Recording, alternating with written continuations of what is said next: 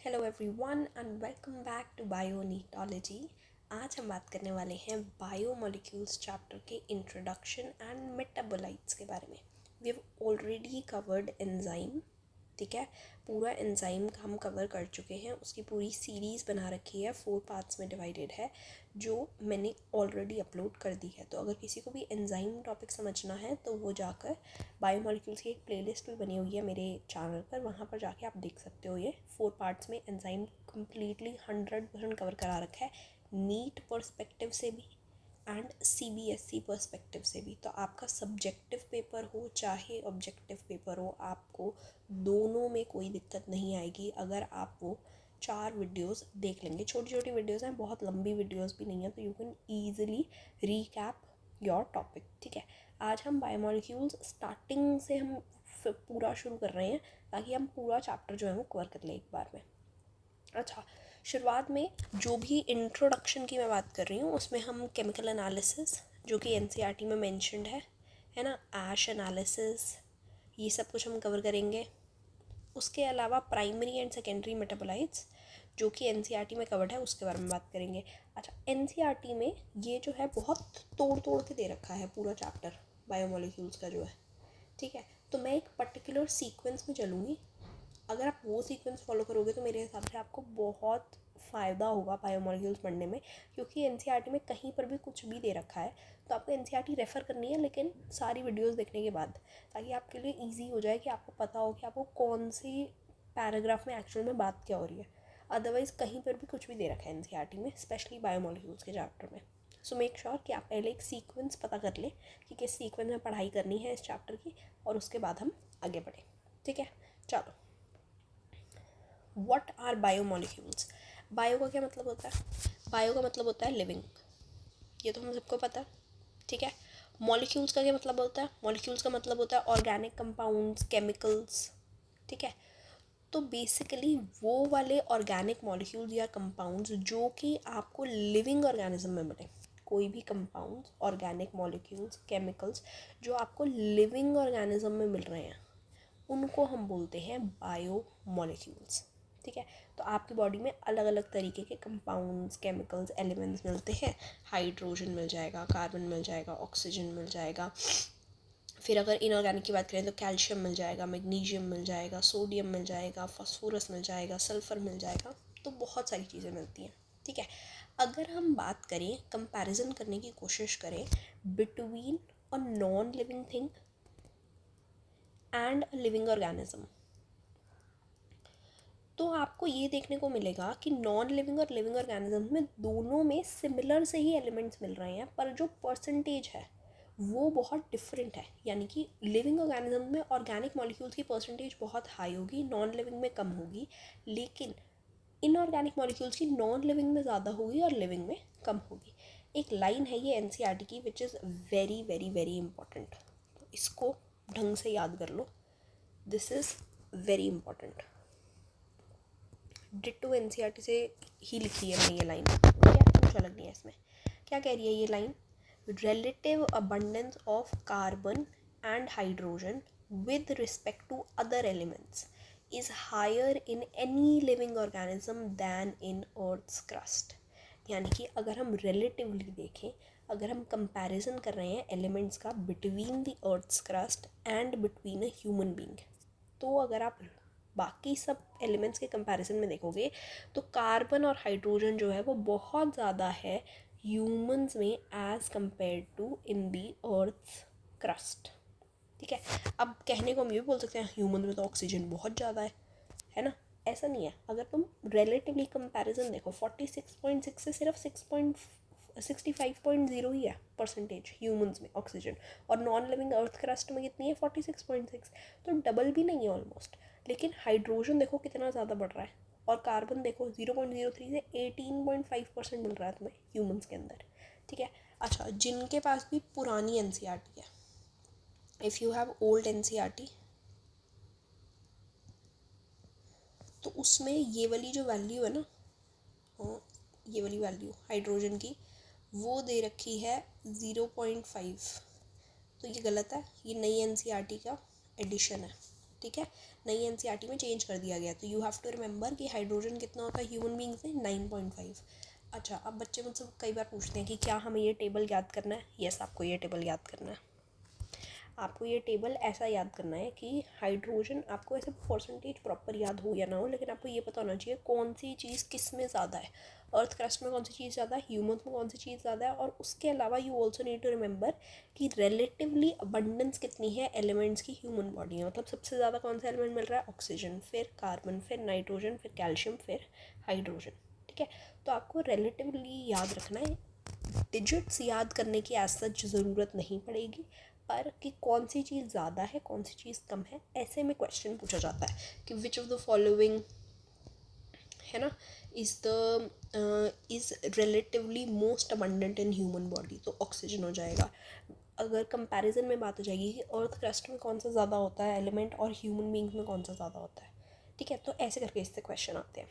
Next let's talk about the analysis of chemical composition of a tissue. यानी कि आपने कोई लिविंग टिश्यू लिया, आप ये देखना चाहते हो कि उसके अंदर कैसे बायोमोलिक्यूल्स हैं, क्या क्या है उसके अंदर। एक लिविंग टिश्यू के अंदर आपको क्या क्या चीज़ें मिलती हैं, कौन से बायोमोलिक्यूल्स मिलते हैं। तो उसके लिए हम क्या करते हैं, कोई भी वेजिटेबल का या लिवर का पीस ले सकते हो। बेसिकली लिविंग टिश्यू लेना है, तो वेजिटेबल आपका प्लांट लिविंग टिश्यू हो गया, पीस ऑफ लिवर आपका एनिमल लिविंग टिश्यू हो गया। पीस ऑफ लिवर अपना नहीं लेना है, ठीक है। इट इज़ कि अगर कोई बुचर वगैरह की शॉप हो तो वहाँ से आप ले सकते हो और उसको यूज़ कर सकते हो। ठीक है, उसको हम ग्राइंड करते हैं, very important, try chloro acetic acid के अंदर। अब इसका तुम्हें नाम भी पता होना चाहिए, ट्राई क्लोरो एसिटिक एसिड है, ठीक है, जिसके साथ तुम ग्राइंड कर रहे हो। फॉर्मूला भी याद होना चाहिए, क्योंकि कभी कभी फॉर्मूला भी आ जाता है ऑप्शंस में। ठीक है, तो तुमने बेसिकली क्या किया, एक टिश्यू का पीस लिया, लिवर का हो सकता है, किसी भी फ्रूट का हो सकता है, वेजिटेबल का हो सकता है। ठीक है, इसको तुमने ग्राइंड कर दिया। एक मोटर और पेसल लो। मोटर और पेसल क्या होता है, ओखली जो होती है उसके अंदर ऐसे कूटते हैं ना, जैसे मसाले वगैरह, उसके अंदर तुमने डाल दिया ये ट्राइक्लोरोएसिटिक एसिड और तुमने इसको कूट दिया। जब तुमने कूटा तो तुम्हें क्या मिल जाएगा, एक स्लरी सी मिल जाएगी। स्लरी को हम और क्या बोल सकते हैं, पेस्ट। ठीक है, एक स्लरी सी पेस्ट सी मिल गई। इसको तुमने उसके बाद फ़िल्टर करना है with the help of a muslin और कॉटन क्लॉथ। जैसे हम चाय छानते हैं, है ना, चाय छानते हैं तो क्या करते हैं, ये तुम्हारा अगर पतीला है, यहाँ पर अगर तुम्हारा कप है, तो तुम क्या करोगे, यहाँ पर सीव रखते हैं ना हम एक चाय छानने के लिए, तो चाय जो भी बड़ा बड़ा पार्टिकल होगा, सीव से ज़्यादा बड़ा होगा, वो ऊपर रह जाएगा, जो बाकी बचा होगा वो नीचे रह जाएगा। ऐसे ही होता है।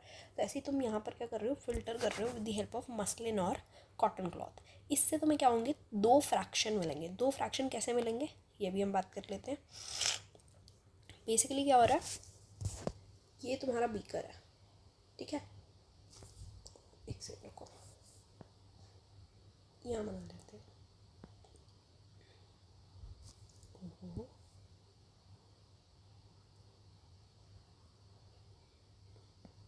ठीक है, इसके ऊपर तुमने क्या रखा था, मसलिन क्लॉथ रखा था। ठीक है, मसलिन क्लॉथ रखा था, या लेट्स से कोई तुमने कॉटन क्लॉथ रखा था। ठीक है, अब जब इससे तुम छानने की कोशिश कर रहे हो तो क्या होगा, कुछ चीज़ें ऊपर रह जाएंगी इस क्लॉथ के ऊपर। कोई और कलर चूज़ करते हैं, कुछ चीज़ें ऐसे क्लॉथ के ऊपर रह जाएंगी। ठीक है, और कुछ चीज़ें जो हैं वो नीचे आ जाएंगी।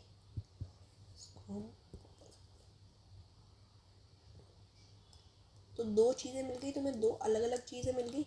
एक तो चीज़ है जो ऊपर रह गई तुम्हारे पास, जो ऊपर रह गई उसको हम बोलते हैं रेटेंटेट, या हम इसको बोलते हैं एसिड इनसॉल्युबल फ्रैक्शन। ठीक है, क्योंकि तुमने एसिड में ही ग्राइंड किया था ना, मतलब वो एसिड में इतना सॉल्युबलाइज ही नहीं हुआ कि वो सीव से नीचे चला जाए। तो इसलिए जो भी ऊपर रह जाता है उसको या तो बोलते हैं रेटेंटेट या एसिड इनसॉल्युबल फ्रैक्शन, और जो नीचे होता है उसको हम बोलते हैं फिल्ट्रेट, यानी ये फिल्टर होकर नीचे आ गया। और इसको हम एसिड सॉल्युबल फ्रैक्शन भी बोल सकते हैं। Acid soluble fraction, acid soluble pool, कुछ भी बोल सकते हो आप। ठीक है, तो जो ऊपर रह जाता है, ऊपर जो रह गया, इसका मतलब उसका साइज़ थोड़ा सा ज़्यादा बड़ा था। सीव साइज से तो ऑब्वियसली ज़्यादा बड़ा ही था उसका साइज़। तो उसका ऑलमोस्ट हम ऐसा बोलते हैं कि मॉलिक्यूलर वेट जो होता है, जो भी रेटेंटेट में चीज़ें होती हैं, उनका molecular weight is around 10,000 daltons, except lipids. या तो 10,000 डाल्टन होगा या उससे ऊपर होगा, except lipids. Lipids are also found in retentate portion, वो हम बाद में डिस्कस करेंगे कि क्यों मिल रहा है वो, अगर उसका वेट जो है वो कम है, ठीक है। फिल्ट्रेट में जो भी चीज़ें आई, जो भी तुम्हारी सी वो के नीचे रह गई, इनका मॉलिक्यूलर वेट होता है 18 से 800 डाल्टन, या एनसीईआरटी में दोनों लाइंस लिखे हैं तो you have to remember both the things. Either they have the weight between 18 to 800 daltons और लेस देन 1000 डाल्टन्स वेट होगा, ठीक है। बिकॉज इनका मॉलिक्यूलर वेट बहुत कम है तो हम इनको माइक्रो मॉलिक्यूल्स या इन जनरल लेमन लैंग्वेज में बायोमोलिक्यूल्स भी बोल देते हैं। और रेटेंटेट में जो भी चीज़ें मिल रही हैं, बिकॉज उनका साइज बहुत ज़्यादा बड़ा है, तो हम उनको मैक्रो मॉलिक्यूल्स या बायो मैक्रो मॉलिक्यूल बोल देते हैं, ठीक है। जो तुम्हारा फिल्ट्रेट पोर्शन है वो तुम्हें साइटोप्लाज्मिक कॉम्पोजिशन की, साइटोप्लाज्म किन किन चीज़ों का बना हुआ है बेसिकली, उन सब का रिप्रेजेंटेशन करता है। जो भी तुम्हारा रेटेंटेट वाला पोर्शन है, ठीक है, वो तुम्हारे सारे मैक्रोमोलिक्यूल्स इंक्लूड करेगा from cytoplasm and your organelles. जितने भी रेटेंटेट में पोर्शन मिल रहे हैं they are mostly polymeric substances, यानी कि छोटी छोटी चीज़ों को जोड़ कर जो चीज़ बनती है उसको बोलते हैं पॉलीमर। तो पॉलीमेरिक होते हैं ये, छोटी छोटी चीज़ों को जोड़ कर बड़ी बड़ी चीज़ें बनी हुई होती हैं, एक्सेप्ट लिपिड्स। अच्छा, फिल्ट्रेट में बहुत सारी चीज़ें आ सकती हैं, amino acids, nucleotide, simple sugar, जितने भी मोनोमर्स हैं तुम्हारे मैक्रोमोलिक्यूल्स के, वो सब इसमें आ जाएंगे, ठीक है। रेटेंटेट में 4 चीज़ें आती हैं। कौन सी 4 चीज़ें हैं? प्रोटीन्स, ये किस किस को जोड़ के बनी है, पॉलीमेरिक सब्सटेंस है, अमाइनो एसिड को जोड़ के। पॉलीसैकेराइड्स मोनोसैकेराइड्स को जोड़ के बनते हैं, दीज आर ऑल कार्बोहाइड्रेट्स, ठीक है। उसके बाद न्यूक्लिक एसिड न्यूक्लियोटाइड्स को जोड़ के बनते हैं, and lipids are also found in the retentate portion. तो रेटेंटेट का अगर हम एग्जाम्पल देखें तो 4 चीज़ें हैं, proteins, polysaccharide, nucleic acid and lipids. अच्छा, अब हमने बोला था कि लिपिड्स जो है ना वो पॉलीमेरिक होते हैं, ठीक है, they are not polymeric and they are also not true macromolecules. Why? Because उनका जो मॉलिक्यूलर वेट है that is less than 10,000 daltons. Actually it is less than 1000 daltons, 800 daltons के अराउंड ही होता है इनका मॉलिक्यूलर वेट, ठीक है। एक्चुअल में है क्या, लिपिड्स जो है वो आपकी सेल मेम्ब्रेन बना रहे हैं, ठीक है। तो लेट्स से अगर कोई भी सेल था, ये तुम्हारा सेल है, ठीक है, सेल मेम्ब्रेन लिपिड बाइलेयर की बनी होती है, ये सबको पता है। तो लिपिड बाइलेयर कैसे होता है? ऐसे बनी हुई होगा,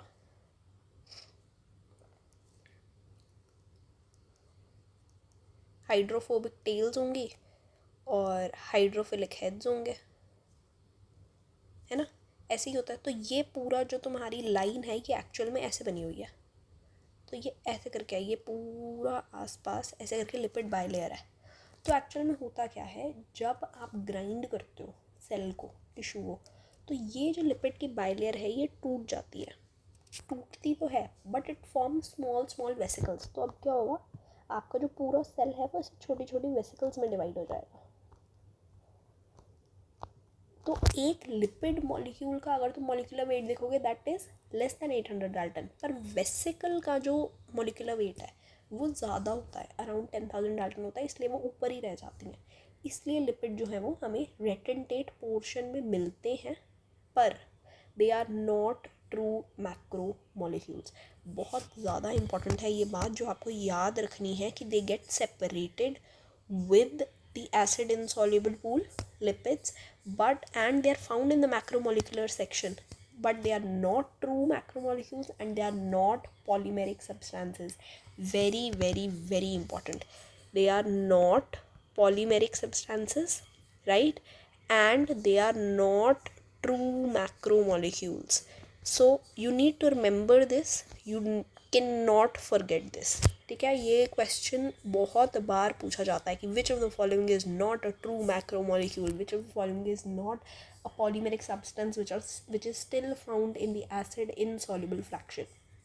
तो वही जो मैंने तुम्हें भी बोला है वही मैंने एक्सप्लेन किया हुआ है यहाँ पे कि lipids are also form part of cell membrane and other membranes. When we disrupt a cell, the membranes are broken into pieces and form vesicles which are water insoluble, ठीक है, because it is hydrophobic tails होंगी ना यहाँ पे, तो ये water insoluble micells से बना लेते हैं. These vesicles get separated along with acid insoluble pool, that is macromolecular fraction, but they are not strictly macromolecules. They are not true macromolecules. Why? Because their molecular weight is less than 800 daltons. ठीक है. Now let's come to the average composition of cell, यानी अगर हम एक पूरा cell लें तो उसमें क्या क्या चीज़ें कितनी कितनी है, इसकी आपको वैल्यूज़ याद करनी है. ये सारी वैल्यूज़ याद होनी चाहिए. वाटर कितने परसेंट है? 70 to 90% वाटर है. It is the most abundant chemical in living organism. In a cell water सबसे ज़्यादा आपको परसेंटेज में मिलेगा. ठीक है. Proteins are around 10 to 15%. Then carbohydrates are 3%, lipids are 2%, nucleic acid is 5 to 7% and ions are 1%. इसका normally ऐसे histogram बन के आ जाता है. तो हिस्टोग्राम आई होप आपको पता होगा कि ऐसे करके इन्होंने बार्स बना रखी होंगी बहुत सारी, एंड देन दिल से this is A, this is B, this is C. Now tell us which of the following corresponds to the average percentage of this total cellular mass. ठीक है. तो ए बिकॉज सबसे ज़्यादा है तो ये हमारे पास वाटर हो जाएगा. ठीक है. बी जो है वो बहुत मतलब सी ऑल्दो बहुत कम होना चाहिए, तो इसको थोड़ा सा हम ठीक कर लेते हैं. तो let's say this is this and this is this. ठीक है. तो ये बी है, ये सी है. सी हो जाएगा हमारा कार्ब्स नहीं, न्यूक्लिक एसिड. एंड बी क्या हो जाएगा हमारा? प्रोटीन्स. ठीक है. तो ऐसे करके हिस्टोग्राम टाइप वो पूछ लेते हैं कि आपको बस याद रखना है कि वाटर 70 to 90% है, प्रोटीन्स 10 to 15% है, कार्बोहाइड्रेट्स 3% है, लिपिड्स 2% है और न्यूक्लिक एसिड 5 to 7% है, आयंस 1% है. Simple, very easy. इतना तुम याद कर सकते हो. ठीक है. बायो है, याद करनी पड़ेंगी कुछ कुछ चीज़ें, तो ये याद करने वाली चीज़ है. Now we have already talked about organic molecules almost, क्योंकि हमने अभी तक इनऑर्गेनिक मॉलिक्यूल्स के बारे में बात नहीं करी थी जब हम केमिकल एनालिसिस की बात कर रहे थे. ऑल्दो जो हमने ऊपर पढ़ा था ना एसिड सॉल्युबल पूल, इसी में आपको इनऑर्गेनिक कॉन्स्टिट्यूएंट्स भी मिलते हैं. तो अगर आप इनऑर्गेनिक कॉन्स्टिट्यूएंट्स निकालना चाहो तो वो आपको एसिड सॉल्युबल पूल में ही मिलेंगे. तो नीचे फिल्टर हो जाते हैं वो भी. ठीक है. अच्छा, लेकिन अगर आपको सिर्फ इनऑर्गेनिक कॉन्स्टिट्यूएंट्स पता करने हैं तो हम क्या करेंगे, वही जो हमने स्लरी बनाई थी, पेस्ट बनाई थी ना. कैसे बनाई थी हमने पेस्ट? हमने कोई भी वेजिटेबल या पीस ऑफ लिवर लिया था, है ना, उसको हमने ग्राइंड किया था किसके साथ? Trichloro acetic acid. बताओ ये सही है या नहीं है? नहीं है सही, एसिटिक एसिड है. ठीक है. CCCOH हो जाएगा. चलो, ट्राइक्लोरो एसिटिक एसिड हो गया. इसको तुम ग्राइंड करते हो तो तुम्हारे पास क्या बन जाती है? स्लरी बन जाती है. स्लरी को उसके बाद तुमने क्या किया? हीट किया तो तुम्हारा वाटर जो है वो सारा इवेपोरेट हो गया. तो अब तुम्हारा सिर्फ ड्राई वेट बच गया है. फिर उसके बाद तुम उसमें लगा देते हो आग. व्हेन इट इज़ बर्न तो जितने भी कार्बन वाले कंपाउंड्स हैं, यानी कि जो भी ऑर्गेनिक कंपाउंड्स हैं, वो सब हो जाएंगे ऑक्सीडाइज, ताकि तुम्हारा कार्बन डाइऑक्साइड, वाटर वेपर सब कुछ डिसअपियर हो जाएगा. जो बाकी बचा हुआ रह जाएगा उसको हम बोलते हैं ऐश. और इसी ऐश में सारे इनऑर्गेनिक कॉन्स्टिट्यूएंट्स होते हैं, जैसे कि sodium chloride, potassium, calcium ions, magnesium, NaCl, SO4 2-, PO4 3-. तो सारे इनऑर्गेनिक कॉन्स्टिट्यूएंट्स आपको कहाँ मिल रहे हैं? ऐश में मिल रहे हैं. तो ऐश एनालिसिस से हम पता क्या करना चाहते हैं? Inorganic constituents. अगर हम ऊपर वाले केमिकल एनालिसिस की बात करें तो हमें कहाँ मिल रहे थे inorganic constituents? In the acid soluble pool. ठीक है. और we can also call it what? Filtrate. ठीक है. Next we are going to talk about very important primary and secondary metabolites. Now what are metabolites? Metabolites are nothing but chemicals. Metabolism term हमें पता है, 10th में सबने पढ़ रखी होगी. मेटाबॉलिज्म क्या होता है? Metabolism is the cycle of anabolism and catabolism. ठीक है. एनाबॉलिज्म क्या होता है? छोटी छोटी चीज़ों को जोड़ जोड़ कर बड़ी बड़ी चीज़ें बनती हैं. कैटाबॉलिज्म इज बड़ी बड़ी चीज़ों को तोड़ तोड़ कर छोटी छोटी चीज़ें बनती हैं अलग अलग. That is anabolism, catabolism. इसका जो साइकिल होता है इस पूरे को हम मेटाबॉलिज्म बोलते हैं. इसके बीच में जितने भी इंटरमीडिएट्स हैं उन सबको हम मेटाबोलाइट्स बुलाते हैं. ठीक है. तो प्राइमरी मेटाबोलाइट्स हो सकते हैं और सेकेंडरी मेटाबोलाइट्स हो सकते हैं. प्राइमरी मेटाबोलाइट्स वो ऑर्गेनिक कंपाउंड्स हैं जिनका फंक्शन या जिनका एक फिजियोलॉजिकल रोल जो है वो हमें हमारी बॉडी में या एक लिविंग सेल के बॉडी के अंदर पता है. एक नोन फिजियोलॉजिकल रोल है उनका, एक आइडेंटिफाइबल फंक्शन है. वो रेस्पिरेशन में इन्वॉल्व हो सकते हैं, फोटोसिंथेसिस में हो सकते हैं, लिपिड कार्बोहाइड्रेट मेटाबॉलिज्म में इन्वॉल्व हो सकते हैं, जैसे कि chlorophyll, heme, amino acid, glucose, enzymes. ठीक है.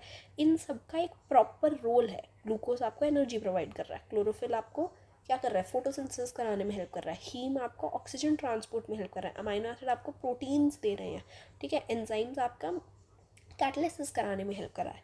तो इसका हमें ऐसा ऑर्गेनिक कंपाउंड जिसका फंक्शन हमें पता है, ठीक है, हम डिटर्मिन कर चुके हैं और उसका कोई एक प्रॉपर इम्पॉर्टेंट रोल है फिजियोलॉजी में लिविंग ऑर्गेनिज्म की।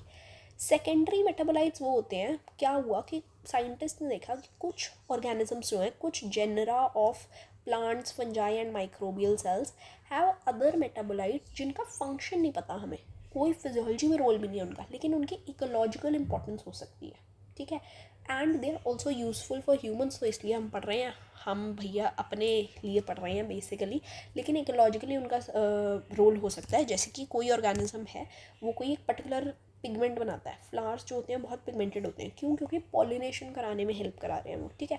तो पिगमेंट कुछ रोल नहीं प्ले कर रहा है, पिगमेंट फ्लावर को सिर्फ कलर दे रहा है, इवेंचुअली उसको सेकेंडरीली एक रोल आ रहा है इकोलॉजी में कि वो पॉलिनेशन करा रहा है, ठीक है। ऐसे ही कुछ प्लांट्स जो होते हैं वो कोई टॉक्सिन प्रोड्यूस करते हैं, तो टॉक्सिन क्या हेल्प कर रहा है कि अगली बार उस प्लांट को कोई और खाएगा नहीं, ठीक है, लेकिन उसका उसकी खुद की बॉडी को कुछ फ़ायदा नहीं मिल रहा है, इकोलॉजिकली फ़ायदा मिल रहा है, प्रेडेटर प्रे वाले रिलेशनशिप में फ़ायदा मिल रहा है, या उसको पॉलिनेशन कराने में फ़ायदा मिल रहा है, लेकिन अपनी बॉडी को रेस्पिरेशन कराने में, फोटोसिंथेसिस कराने में, मेटाबॉलिज्म कराने में उसमें कोई फ़ायदा नहीं मिल रहा है, ठीक है। इसका भी एक टेबल बना हुआ है एनसीईआरटी में, ये तुम्हारा टेबल है, you have to remember this, 100% you have to remember this. इसका हम कलर चेंज कर देते हैं ताकि तुम्हें ढंग से दिख जाए, ठीक है, रेड कर देते हैं, चलो, हाँ, ठीक है। तो सेकेंडरी मेटाबोलाइट्स में फर्स्ट इज पिगमेंट्स। पिगमेंट्स कौन सी हो सकती हैं, कैरोटीनॉइड हो सकती हैं, एंथोसाइनिन हो सकती हैं। कैरोटीनॉइड जो होती हैं वो येलो रेड कलर की पिगमेंट्स होती हैं almost, anthocyanin pink purple colour वाली पिगमेंट्स होती हैं, ठीक है। सबके तुम्हें सेकेंडरी मेटाबोलाइट याद करना है, सेकेंडरी मेटाबोलाइट का एग्जाम्पल याद करना है, ठीक है, लेकिन उसका फंक्शन क्या है एग्जाम्पल का, वो सबके याद करने की जरूरत नहीं है, मैं तुम्हें बता दूंगी किसका तुम्हें याद करना है, क्योंकि वो आगे तुम्हारे काम आता है। Next is alkaloid. एल्कलॉइड में तुम्हारे पास एग्जाम्पल क्या है, morphine and codeine. Morphine is a painkiller, this you have to remember, ठीक है। तो अगर बहुत ज़्यादा किसी को पेन होती है या सर्जरी के बाद, क्योंकि पेन बहुत ज़्यादा होती है सर्जरीज के बाद, तो उस टाइम पर मॉर्फिन दी जाती है। Codeine is used in cough syrups. Then you have terpenoids. Terpenoids में you have monoterpenes and diterpenes, they are also used in cosmetics और cough syrups and all of those things. Essential oil, आजकल तो बहुत ज़्यादा इनके बारे में बात हो रही है, कॉस्मेटोलॉजी में बहुत ज़्यादा यूज़ किया जाता है। One of the example is lemon grass oil. Please यही एग्जाम्पल्स याद करना, क्योंकि इन्हीं से क्वेश्चन पूछा जाता है, क्योंकि एनसीईआरटी में यही दे रखे हैं, ठीक है। Next is your toxins. Toxins में तुम्हारे पास आ जाता है abrin and ricin, both are toxins, you just have to remember the name. Match the following में आ जाएगा इससे क्वेश्चन, ये पूछ लेंगे which of the following is a toxin, which of the following is a lectin, ठीक है। Lectin is concanavalin. A drugs very very important that you need to remember is vinblastine. Vinblastine is an anti cancer drug, ठीक है।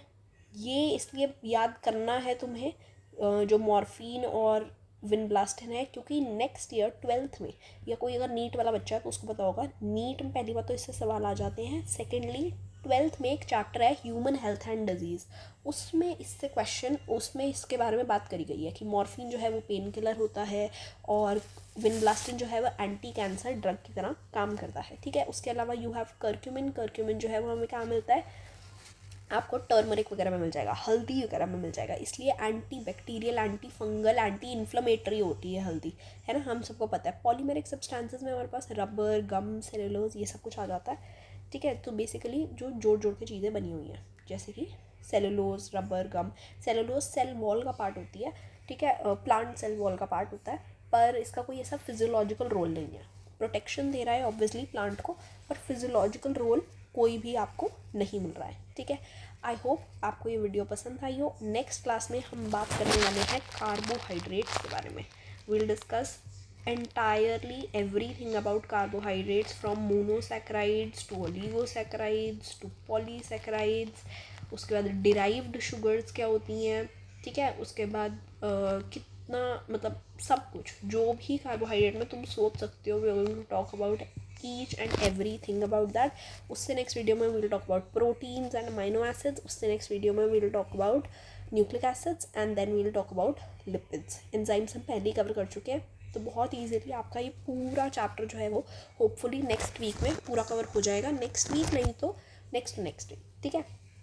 और बाकी हमारी एक series चल रही है 60 सेकेंड नीट वाली, जिसके अंदर we are going to talk about the entire NEET syllabus in the form of YouTube shorts, ताकि आपको ईजी हो जाए, जल्दी हो जाए.